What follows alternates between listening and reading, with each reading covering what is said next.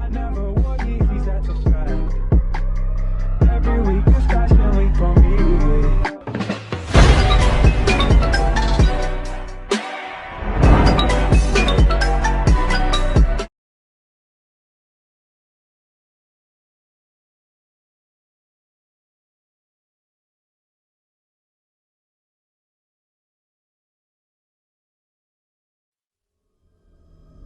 The legend of Gore Orphanage begins with a married couple named Johann and Katharina Sprunger, who lived in Indiana.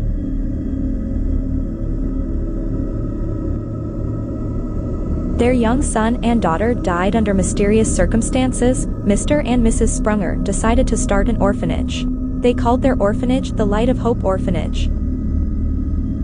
Unfortunately, it burned down in 1899 and 3 orphan girls were burned alive in the blaze.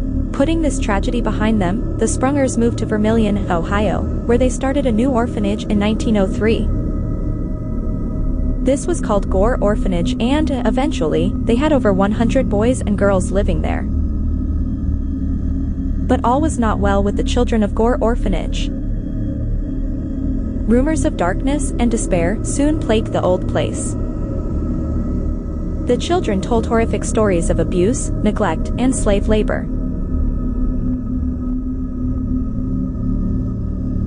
Mrs. Sprunger cooked cows' heads and lungs and forced the children to eat the foul meat or starve. Mr. Sprunger beat the poor kids with a leather strap until their bodies were covered in bloody welts and bruises. He would also rent out the children to local farmers as slave labor. The boys and girls were only allowed to wash themselves once every 2 weeks, and they all had to use the same bath and dirty bath water. The children's rooms were infested with rats which crawled into their beds and bit them while they lay asleep.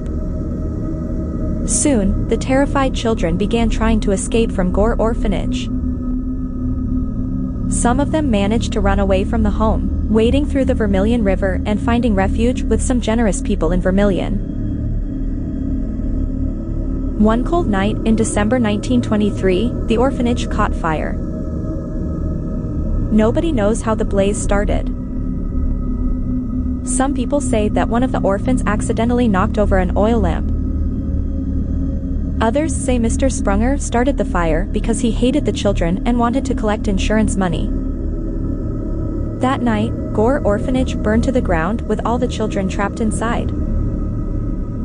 The fire swept through the old building, springing from one room to another.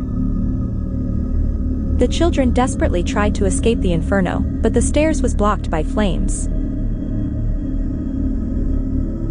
The dreadful cries and screams of the children trapped inside the blazing building could be heard by horrified onlookers. The deadly fire continued to burn until the screams finally fell silent and the orphanage was reduced to a charred, smoking shell. The blaze had claimed the lives of over 100 poor orphan children.